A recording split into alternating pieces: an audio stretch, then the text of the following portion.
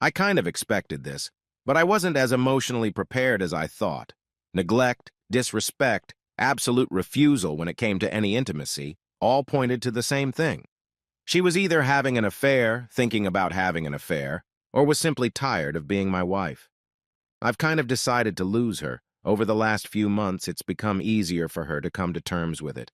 What I didn't understand was why she didn't just leave. I mean, why delay this? Just say goodbye and move on with your life. I didn't transfer money because we didn't have much. We lived in a debt-free house, but only because it belonged to my grandmother and we moved there after she died. I already saw signs back then that I didn't like, so I talked to my parents and they agreed to keep the house in their name for at least a year, just to be sure. We had our own house, well, we in a bank. We lived there for 6 years before Sandy drank too much wine one night and dozed off, leaving a dozen candles burning, one of which was too close to the curtains. She was awakened by an alarm and managed to get out, but by then the entire living room was engulfed in flames. The firefighters arrived there about the same time as I did, preparing to fight the fire as I told them about the gun collection and all the ammunition I had stored. Around this time, several shots were fired, so they retreated to a safe distance and let it burn. One of my best friends was the captain of this particular station, and he wrote that it was too far when they arrived to help with insurance. Apparently, there was no stupidity clause in the insurance policy because they paid out, leaving us with a net amount of about $30,000. It was more than I thought we'd get, so we took her and moved into Grandma's house. We still had about $20,000 left, and she would get half of it, enough to start living in a decent apartment. I would have stayed where I was. I did a few more little things, and if we split up, she would be very disappointed. Like I said, I expected this. I just didn't expect it to go so calmly. I worked a different shift. My hours were later than hers. It was winter time, and it got dark quite early in my area. I noticed that her car was not in the garage and the porch light was not on. I walked in calling her name. She didn't answer, and I found her at the dressing table putting on her makeup. She was wearing an LBD, not the one I was used to, brand new, with a higher hem and a lower neckline. I watched her for a few minutes while she ignored me. "Are we going somewhere?" "No, it's me. I have a date." She waited for an explosion, but it did not come. I just looked at her until she got nervous. "Did you hear me? I said I had a date. I'm dating another man." "No." "What?" I said no. No means no means no. You can date whoever you want, sleep with whoever you want as soon as you move. I will submit the documents as soon as I can, but you will not do this while we live under the same roof. Why don't you pack some things and stay somewhere else for a few days? Give me time to sort everything out, and then we'll talk about how to separate everything. For some reason, her laugh seemed almost crow-like. "I will not leave. You. I love this house, and when it's mine, I'll decorate it the way I like it. If you can prove you're a dear, at least I'll get most of the money when we're forced to sell. Do us both a favor and move in with your parents until this is all over." "No, you need to leave." "Oh, I'm going in about 30 minutes. Don't come here when I get back or I'll call the police. I'm sure I can think of something to get you kicked out. I heard they're holding you for 48 hours for domestic violence. I think by then, I'll be able to change the locks and get a restraining order." She was a little shocked when I smiled. "Whatever you think, don't do it. I'm serious, Henry. It's a done deal. They're going to fuck you now. Life is a bitch and then someone else has you. Now, if you'll excuse me, I need to get this lipstick in order. This bright red should be the perfect color, don't you think?" I just smiled and left the bedroom. I knew she didn't have the courage to ask him to pick her up, which meant she was going to meet him. I walked through the garage, picking up the aluminum baseball bat I had been using during the summer. 4 good swipes took care of her headlights and taillights. She won't leave in this car. I came back and saw her purse lying on the counter. I opened it, noticing a 6-pack of condoms as I pulled out her phone. Not wanting to make a mess, I took it to the garage, took the battery out, put it on the workbench, grabbed a hammer, and smashed it into 3 pieces. I reassembled the phone without the battery and threw it back into my purse. I almost poked pinpricks into the condoms, but stopped, thinking that she would claim it was mine. She walked into the kitchen as I was pouring coffee, wearing the highest heels I had ever seen. When she saw me, she frowned. "Get out!" she shouted, pointing to the door. I just smiled and took a sip of my coffee. She sighed. "Okay, if that's what you want. Look for police here soon. You might want to call your dad to get bail money when you can get out. I took another sip of coffee. Why would the cops come? I didn't threaten you. I didn't lay a hand on you. All I did was refuse to let you kick me out of my house. That's not what I'm going to tell the cops. You threatened me when I asked for a divorce and insulted me. I'm afraid for my life. They always believe the woman. I'm not kidding, Henry. You have about 30 minutes until I call. She stomped away as best she could in those heels. 5 minutes later, she could be heard screaming through the door. She burst in, and the look on her face made me a little nervous. Oh, you bastard. What did you do to my car? What makes you think that I damaged your car? You shouldn't leave it parked on the street like that. She just looked at me for a second. Never mind. I'll just call him to come pick me up. I'll even let you see me kiss him when I go out. Don't be surprised if you don't see my head when we drive away. It was my turn to make her nervous as I chuckled. Of course. Call him. This will give us the opportunity to get to know each other better.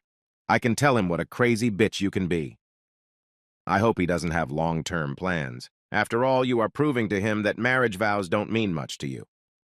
She went up a few decibels when she discovered her phone wasn't working. Stomping, she returned wearing sneakers, carrying heels. Have a nice evening, I said, smiling. Fuck you, fuck you, fuck you. You'll get yours, bastard. I could still hear her swearing as she walked down the street. It was almost too much when I saw her knock on the first door and not be let in. She must have repeated this for half a block until she realized no one was going to help her. Thank you, Mom. I called her when I understood everything, and she called all the neighbors. I grew up on this street, everyone knew me, and everyone loved me. There isn't much of it at all. I knew she would answer the phone soon, so I sat back and waited. It took the police about 20 minutes to respond. I didn't know it then, but she was back, staying in the shadows, waiting for the police to arrive. I knew one of the police officers, the girl I graduated from high school with. I invited them in and offered them a cup of coffee. They seemed nervous. Let me guess. You've responded to a call about a domestic disturbance. Do you see broken furniture? Do you see the abrasions on your knuckles, the torn clothes? They shook their heads. Then why do you think there were any riots? She said you threatened her, Henry. Told her you were going to ruin her life when she told you she was leaving you. I'm very sorry, Henry, but the law is clear. We must arrest you. God, this sounds serious. How serious is perjury? The man spoke first. If you have any proof of this, now is the time to show us. So I showed them a video taken with a cell phone camera. Both cops frowned. Well, that gives you a lot of options, Henry. Perjury is not in your hands. It is up to us. However, you can use the video to get a restraining order. You can clearly hear her say, "You'll get yours." A clear threat if we ever heard one. Looks like you guys don't need to be in close proximity to each other right now. You can apply tomorrow and give our names as proof. In the meantime, if you have some way to secure the house so she can't come back, that might be a good idea. If she comes back, call us. And Henry, I remember how sweet you can be when someone is mean to you, so don't, okay? Let this go to court and let it pass. Do you hear what I'm saying? Yes, ma'am, Sergeant. Sweet cheeks. Oh, sorry, I know no one has called you that since middle school, especially since you started carrying guns. Old habits, you know. You can't hide it under that uniform. It's still a world-class ass. Whoever is in your life right now is lucky, Heather. She blushed and left. I seem to have suddenly developed the ability to irritate any woman I come into contact with. The guy grinned. Sweet cheeks, huh? You're right. It's a world-class ass, but no one will see it now. She just went through a terrible divorce. You're not the only one who has a spouse who wants to date. Please don't make us come back tonight. They didn't have to go back. While I was talking to the police, my loving wife slipped into the garage with the bright idea of taking my car. The downside to this plan was that she threw her keys on the kitchen table and couldn't get in with the cops. And then she saw them. I always kept a set of monster keys on my workbench. That's what she called him when she saw him for the first time. It was an old, but in perfect condition, 1989 full-size 4x4 commuter. I think you could fit both of our other cars in it. It was only driven when I needed to haul something on my trailer, pull a friend's pontoon fishing 2 or 3 times a summer, and as a snowmobile. If you were careful, you would never get stuck. What she didn't take into account was that I had disconnected the circuit from the garage opener in case that's what happened, and to keep her out. She started the beast. The sound, incredibly loud in the small space, hit the garage opener button and waited until she thought it was up and released the clutch, thinking of getting away as quickly as possible. She should have turned on the light. Otherwise, she would have seen that the garage did not open. The garage door couldn't match the power the 454 produced, or the thrust the low gearing gave the beast. She flew backwards toward the sound of scraping sheet metal, straight into the front of the police car. It had enough momentum to throw the car back several feet, causing significant damage to the front end. Heather reached for the car door as the beast burst out of the garage. 5 more seconds and everything could have ended very badly. Her partner wasn't so lucky. He opened the door and was about to get in when she crashed into the patrol car, and the door knocked him about 10 feet down the driveway. Heather was a redhead, and I knew full well that she had a personality to match her hair. As I rushed upstairs to check on Officer Jones, she was dragging my loving wife out of the monster by her hair, screaming the entire time, "On the ground, bitch! Now!" My loving wife. Ginger, by the way, if anyone cares about her name, was pretty much out of her mind and just moaning. As soon as she was handcuffed, Heather rushed to her car and turned on the radio. "The officer is wounded! The officer is wounded! Send help to 411 Elm Drive now." Officer Jones was unconscious. Most of the impact was on his face, and it was pretty clear that his nose was broken. I carefully cradled his head in case of spinal injuries so that he would not choke on his own blood. I must have held his head for about 20 minutes before the first ambulance arrived. 10 minutes later, it looked like a police meeting. All the officers on duty were there. Heather drove with Officer Jones to the hospital because her car was disabled after giving a statement to the investigator and referring him to me. Ginger also got a free ride in the ambulance due to the bruises she received, a few airbag bruises and a pretty good bruise. I repeated all this 4 times before they were satisfied. Being a small town, I knew a couple of other police officers, including the main one, my friend's father. He was our baseball coach when we were in high school. "Any news on Officer Jones, Coach?" "No matter what rank he held, he will always be a coach for me." "Nothing definite, Henry. However, so far things don't look too bad. They will learn more when they study MRIs and X-rays." I thanked him and was already leaving when he called out to me. "Just so you know, your wife seems fine, if the charges we're charging her with are anything to go by. How can you accuse her of extreme stupidity? Here are the consequences." Ginger bailed, went to the bank and withdrew $19,000, leaving me with $1,000. She needed money to return her parents' deposit and to hire a good lawyer. I still had a restraining order in place, so we spoke through our lawyers.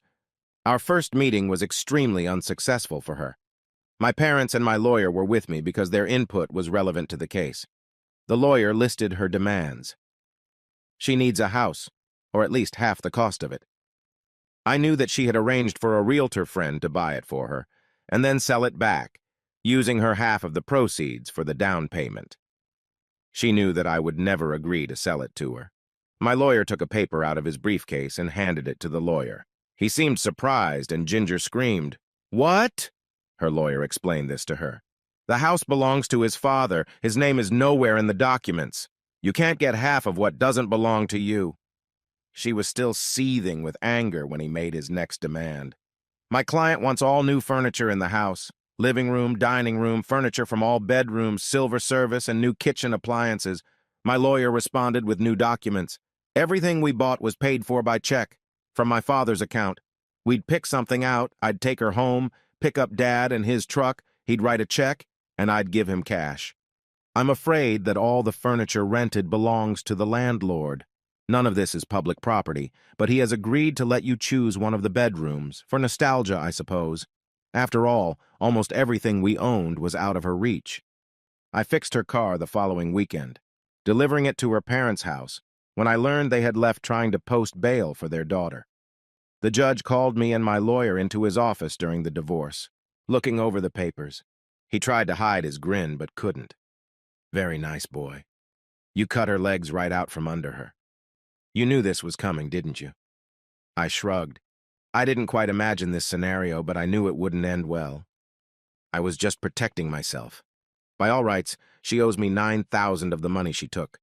But if she just signs the papers, we'll be even. He grumbled.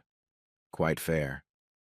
Back in the courtroom, he told Ginger that everything was documented and legal and there was nothing he could do about it. But I agreed to leave her all the money she took if she would just agree to the divorce. If not, then I would demand them. She was furious, but she had no choice. The judge slammed his gavel down, and I was a free man. She had to forget about me and focus on her other problems. Filing a false police report, assault on an officer in a vehicle. They lashed out at a bunch of trivial crap that was thrown out because they were mad at her about Officer Jones. She was lucky and ended up on probation for a year. I ran into her a month later at Walmart. She wanted to talk, so we ordered drinks from the cafe and sat down. It took her a minute to find her voice. Why were you so cruel to me? I could ask the same question. When exactly did you decide to give up on our marriage? You know, you could have just broken up instead of making the last few months so miserable. And what was the reason you shoved your date in my face? You've lived with me long enough to know that I won't just give up. She sat there for a minute before speaking. I wasn't happy, and I haven't been for a long time. I hated when our house burned down. I hated moving here. I hated leaving our friends. This is probably where it all started. Looking back, you are a good guy, and I should have just talked to you. That's probably the stupidest thing I've ever heard you say. I didn't want to go home either. I liked where we lived. If you had given me any indication that you wanted to stay, we would have taken the insurance money and bought something else. Even after we moved, we could still go back. I think that may have been partly true, but the truth was that you wanted to leave. Why is there so much singing and dancing at the end? I know it wasn't all your fault, but I blamed you for everything. I wasn't really interested in anyone else. I just wanted to hurt you. I regret the way I behaved. You were right. We should have just discussed everything and parted ways as best as possible. I got up and finished. Well, that was educational. You need to see someone, Ginger. You're completely screwed. I heard you were coming home, so I doubt I'll see you again. Try to live a decent life, and if you fall in love with someone else, use our experience as a learning tool. I didn't say goodbye. I just left.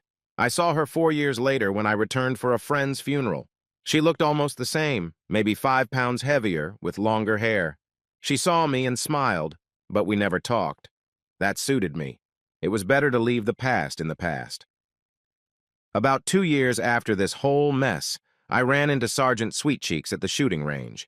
She was wearing jeans and still had a killer ass. We talked, and I learned that she was engaged to Officer Jones, who had fully recovered. He got a pretty good settlement from my auto insurance, and they planned to use it for a down payment on a house. 18 months later, I saw her again and asked her how she was enjoying marital bliss. She snorted. He didn't seem to have as high an opinion of my ass as you did. I caught him with a different ass. And the ass belonged to a man. We didn't part on the best terms. I would like to sympathize, but I don't. She seemed surprised. Why not? Because now you're free again, I hope. I never got that sweet ass spanked in high school. This might be my chance. And just so you know, even if it's a world-class ass, I love everything about it, including your brain. I heard you're a detective now. Can you use this superior brain power to understand what I'm thinking? She blushed slightly before laughing. If that's what you're thinking, I'll have to arrest you. Anal sex is still illegal in 9 states. It was my turn to glow, but I smiled. Is this one of those states? No, you're lucky. If you really like this superb ass and are willing to treat me the way I deserve, you may find that I am inclined to share what I really like with the right man. Pick me up at 7. Put on a suit and don't say anything stupid. Now shut up and act. I showed up exactly at 7, in my best suit. I don't know if it was genetics or training, but even as stupid as I can be sometimes, I knew better than to complain about it. I didn't put her to bed until we were married, 9 months after our first date. All I can tell you is that it was worth the wait. And now, this is the captain of Sweet Cheeks. I may say stupid things, but calling her Sweet Cheeks in public is not the same thing. Although she likes it when I talk like that in the bedroom. Ginger was seeing a psychologist. I don't know if this helped or not. She married twice, and her second husband seemed to be cautious. He seems to keep her on a pretty short leash and reminds her of me when she gets out of control by telling her that I'm not the only one who would do this to her. It seems to help her focus, at least on her cousin who told me about it. All I can say is good for her. Our daughter Kelly got married today. Our wedding gift to her was my grandmother's old house. Heather never liked him, and when her parents died, we moved into her house, a big 2-story old farmhouse. Our son Mark will receive it when we go to another world, and this, I hope, will not happen soon.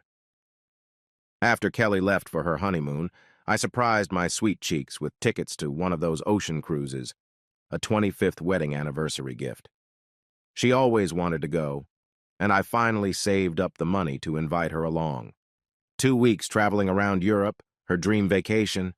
This got me some really good love and a rare shot at her back door. She says she likes it, but I think she only does it to please me, and despite my many faults, being a selfish asshole doesn't seem to be the case, so I only take what she decides to give, and I'm happy with it. I have to go. Sweet Cheeks calls me back to bed and gives me a little blue pill and a glass of water. Looks like it's going to be a very nice holiday.